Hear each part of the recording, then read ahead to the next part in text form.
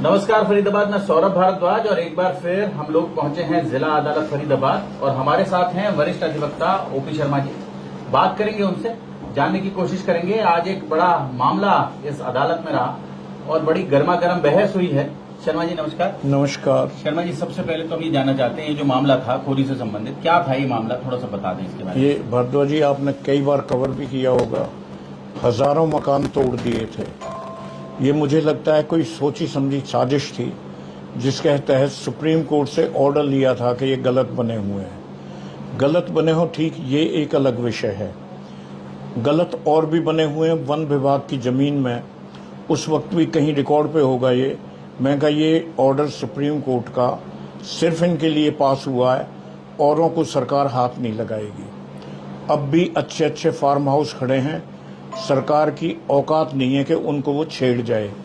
तो ये देश में ये तमाशा चल रहा है कि सुप्रीम कोर्ट के ऑर्डर गरीबों पे तो लागू कर देते हैं, बाकी जो सरमाएदार हैं, जो अपने रिसोर्सेज रखते हैं, जो पावरफुल आदमी हैं, उनका कुछ नहीं बिगाड़ सकते। तो इसको आम आदमी पार्टी ने इस पे एतराज रजिस्टर किया था। तो सुशील गुप्ता जी MP थे उस वक्त, अब तो वो हरियाणा के प्रधान भी हैं आप पार्टी के, उन्होंने रजिस्टर किया था। और कई आदमी थे तो जिनमें 6 पे ये केस बनाया था। धर्मवीर बढ़ाना भी थे, एक उनके शायद झा हैं, वो शायद उनके SSPA हैं, और भी 3-4 और आदमी थे, टोटल 6 थे। तो उसमें 269, 188 और 51 DM एक्ट ये सजाएं लगाई, ये सेक्शंस लगाए, डिजास्टर मैनेजमेंट एक्ट। हाँ, डिजास्टर मैनेजमेंट एक्ट के। तो लीगल पॉइंट्स थे कुछ। पुलिस ने इन्वेस्टिगेशन करके चार्जशीट पेश की थी, उस पे कोर्ट कॉग्निजेंस नहीं ले सकती, जिसका आम भाषा में बोलें तो उसका संज्ञान नहीं ले सकती कोर्ट पुलिस की चार्जशीट पे। कानून ऐसा है कि उसमें जिस आदमी के ऑर्डर की वायलेशन हुई है वो अदालत में इस्तगासा डाले इस बात का, तो कोर्ट संज्ञान लेगी। फिर दूसरे पैटी ऑफेंसेस हैं, मतलब एक में तो 2 महीने की सजा है, एक में 6 महीने की सजा है, और एक में 1 साल तक की सजा है।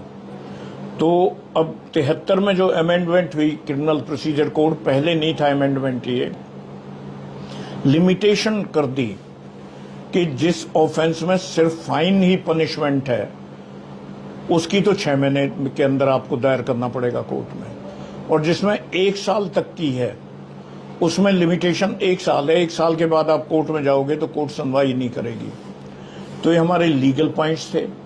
एक सेक्शन 195 है, उसमें बार है कॉग्निजेंस कि भाई आप इन सेक्शंस में बार नहीं लोगे। तो 2 लीगल पॉइंट्स थे मेन, तो कि एक तो कोर्ट इनका संज्ञान नहीं ले सकती पुलिस रिपोर्ट पे, दूसरा जो था वो ये था कि लिमिटेशन के बाहर दायर किए। ये तो आज का था लीगल विषय। फिर वो हरियाणा के अध्यक्ष आए तो कुछ और भी लोग साथ होते हैं, वो भी बात होती हैं। लेकिन इसमें जो मैं पॉइंट हमेशा रेज करता रहा हूं, जिस पे किसी का ध्यान नहीं है, एक इलीगल कंस्ट्रक्शन हुई, सारे हिंदुस्तान में हो रही हैं, और जब 3 यमुना में दोगा लॉट काट दिए और वहां हो गई। अब यहाँ का एक कहीं का भी ले लीजिए आप, कोई तो आदमी होगा जिसकी जिम्मेवारी बनती होगी कि भाई ये वो ध्यान करे, देखे। एरिया में जैसे इंस्पेक्टर्स होते हैं, उनके एरिया स्पेसिफाई होते हैं कि वही कोई कंस्ट्रक्शन हो, रिपोर्ट करें कॉर्पोरेशन को और वहां से डिसमेंटल कराएं। जमीन थी तो वन विभाग को भी करना चाहिए, वन विभाग को करना चाहिए था। आज तक सारी कोर्ट्स आंख मूंद के फैसला देती हैं। किसी कोर्ट में इतनी हिम्मत नहीं है कि जो बिल्डिंग इंस्पेक्टर्स होते हैं, ये और इंस्पेक्टर्स होते हैं जिनकी जिम्मेवारी होती है अनऑथराइज्ड कंस्ट्रक्शन को रोकने की, कोई एक इंस्टांस मेरे नोटिस में नहीं आया जिसमें उनकी अकाउंटेबिलिटी बुक की हो। उन्हें बुक किया हो कि भाई आपकी जिम्मेवारी है, उनकी फिक्स की हो अकाउंटेबिलिटी, आज तक किसी की नहीं हुई। वो पैसे लेके बनवाते हैं और फिर तुड़वाने में भी वही आगे आते हैं कि भाई क्या करें हम। तो इस देश का ये दुर्भाग्य है कि पहले अनऑथराइज्ड कंस्ट्रक्शन गवर्नमेंट के ही जो मुलाजिम है वो कराते हैं, और फिर कोर्ट से उसे तोड़ने का ऑर्डर होता है। खुद हिम्मत नहीं होती, क्योंकि पैसे खाए होते हैं, उन्हें मारेंगे नहीं कि भाई तुमने पैसे किस बात के लिए थे, और ये पैसा ऊपर तक जाता है। तो उनसे कहेंगे तुम पैसे क्यों ले गए थे, किस बात के तोड़े? तो कह देते हैं जी कोर्ट का ऑर्डर है। कोर्ट एक ऐसी शील्ड इन्होंने ले रखी है करप्शन वालों ने कि करप्ट प्रैक्टिस हो, कुछ भी हो, कोर्ट का नाम ले दिया और सारा साफ। आदमी भी, आप भी, मैं भी, हम ये कहेंगे भी कोर्ट का ऑर्डर है, क्या करें चाहे कोर्ट का। कोर्ट में कोई नहीं कहता। एक ये टाइम आ गया है कि जुडिशियल स्क्रूटनी की भी स्क्रूटनी होनी चाहिए। अब ये आना चाहिए, देखना चाहिए कि भाई जुडिशरी क्या कर रही है, जुडिशरी की अकाउंटेबिलिटी कैसे फिक्स हो। तो इसके बिना तो बात नहीं बनेगी। फिर मैं जो कहता था, सुप्रीम कोर्ट के संज्ञान में आया कि बाकी जो फार्म हाउस हैं बड़े आदमियों उन्हें नहीं छेड़ा गया है, और हरियाणा गवर्नमेंट ने नंगे होकर बेशर्मी से उन्हें बचाने की कोशिश की। जो अखबारों में भी रिपोर्ट हुआ कि मीटिंग करके सोच रहे हैं कि इनको कैसे बचाया जाए, सुप्रीम कोर्ट में क्या प्ली ली जाए।